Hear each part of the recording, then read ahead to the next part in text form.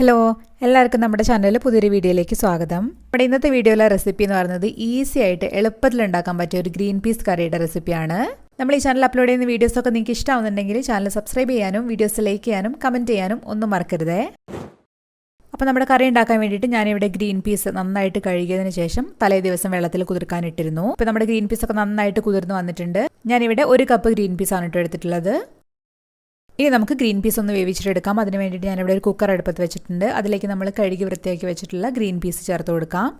ഇനി ഞാനിവിടെ ഒരു ചെറിയ സവോള ഇതുപോലെ നീളത്തിൽ അരിഞ്ഞതാണ്, അതും കൂടെ ചേർത്ത് കൊടുക്കാം നമുക്ക്. ഇനി ഞാനിവിടെ ഒരു വലിയ ഉരുളക്കിഴങ്ങ് ചേർത്ത് കൊടുക്കുന്നുണ്ട്. തൊലി കളഞ്ഞതിന് ശേഷം അത്യാവശ്യം മീഡിയം വലുപ്പത്തിലുള്ള കഷ്ണങ്ങളായിട്ട് മുറിച്ചതാണ്, അത് നമുക്ക് ചേർത്ത് കൊടുക്കാം.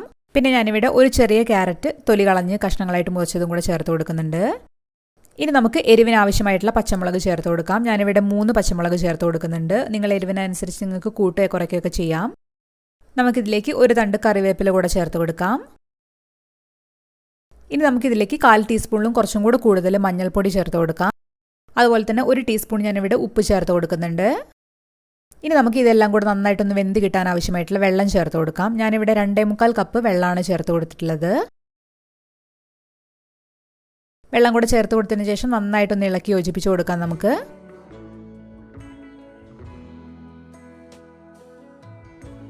ഇനി നമുക്ക് കുക്കർ അടച്ചതിന് ശേഷം ഇതൊന്ന് വേവിച്ചിട്ടെടുക്കാം. ഞാനിവിടെ ഹൈ ഫ്ലെയിമിൽ 1 വിസിലും അതിനുശേഷം തീ നന്നായിട്ട് കുറച്ചതിന് ശേഷം ഏറ്റവും ലോ ഫ്ലെയിമിൽ ഒരു 3 വിസിലിനുമാണ് ഇത് വേവിച്ചിട്ടെടുക്കുന്നത്. ഹൈ ഫ്ലെയിമിൽ 1 വിസിലും അതുപോലെ തന്നെ ലോ ഫ്ലെയിമിൽ വെച്ചതിന് ശേഷം ഒരു 3 വിസിലും വന്നതിന് ശേഷം തീ ഓഫ് ചെയ്തിട്ടിരുന്നു. ഇപ്പോൾ നമ്മുടെ പ്രഷറൊക്കെ കംപ്ലീറ്റ് പോയിട്ടുണ്ട്. ഇനി നമുക്ക് കുക്കർ ഒന്ന് തുറന്നു നോക്കാം. എനിക്കിവിടെ ഒരു 4 വിസിലിന് തന്നെ ഗ്രീൻ പീസ് വെന്ത് കിട്ടിയിട്ടുണ്ടായിരുന്നു. നിങ്ങൾ എടുക്കുന്ന ഗ്രീൻ പീസിനനുസരിച്ച് ചിലപ്പോൾ വേവിൽ കുറച്ചൊക്കെ അങ്ങോട്ടും ഇങ്ങോട്ടും വ്യത്യാസം വരും. അപ്പോൾ അതൊന്ന് ശ്രദ്ധിക്കുക. ഇപ്പോൾ ഇതാ നമ്മുടെ ഗ്രീൻ പീസൊക്കെ നന്നായിട്ട് കൈകൊണ്ട് ഇങ്ങനെ പ്രസ് ചെയ്യുന്ന സമയത്ത് നന്നായിട്ട് വെന്ത് വന്നിട്ടുണ്ട്. ഇനി നമുക്കിതൊന്ന് താളിച്ചിട്ട് ഒഴിക്കാൻ വേണ്ടിയിട്ട് ഒരു പാൻ അടുപ്പത്ത് വെച്ചിട്ടുണ്ട്. അത് നന്നായിട്ടൊന്ന് ചൂടായി വരുന്ന സമയത്ത് നമുക്കിതിലേക്ക് വെളിച്ചെണ്ണ ചേർത്ത് കൊടുക്കാം. ഞാനിവിടെ 2 ടേബിൾ സ്പൂൺ വെളിച്ചെണ്ണ ചേർത്ത് കൊടുക്കുന്നുണ്ട്.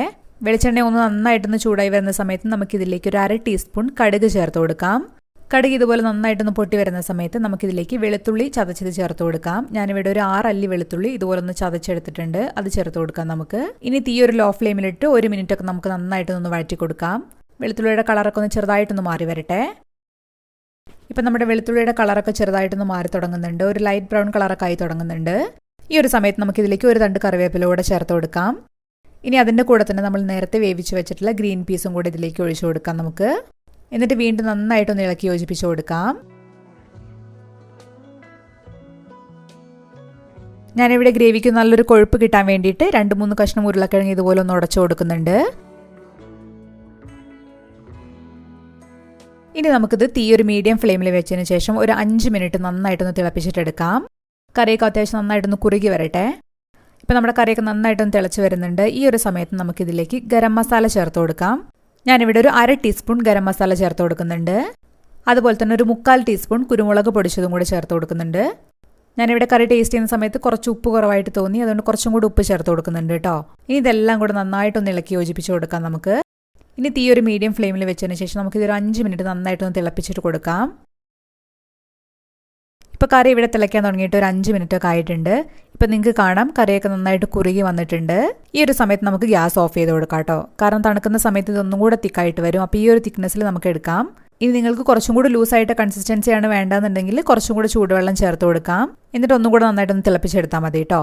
അപ്പോൾ അത് ഈസി ആയിട്ട് ഉണ്ടാക്കാൻ പറ്റിയ ഗ്രീൻ പീസ് കറി ഇവിടെ റെഡി ആയിട്ടുണ്ട്. ഇത് നമുക്ക് പുട്ടിൻ്റെ കൂടെ, ചപ്പാത്തിയുടെ കൂടെ, പൂരിയുടെ കൂടെ, അതുപോലെ തന്നെ ഇടിയപ്പത്തിൻ്റെ കൂടെ, വെള്ളപ്പത്തിൻ്റെ കൂടെ എല്ലാത്തിനും കൂടെ കൂട്ടി കഴിക്കാൻ പറ്റിയ ഒരു നല്ല കറിയാണ്. പെട്ടെന്ന് ഉണ്ടാക്കുകയും ചെയ്യാം. അപ്പോൾ നിങ്ങളെല്ലാവരും തയ്യാറാക്കി നോക്കണം. അഭിപ്രായം കമൻറ്റ് ബോക്സിൽ വന്നിട്ട് പറയണം. നമുക്ക് അടുത്തൊരു ദിവസം വേറൊരു വീഡിയോ ആയിട്ട് വീണ്ടും കാണാം. അതുവരെ ബൈ.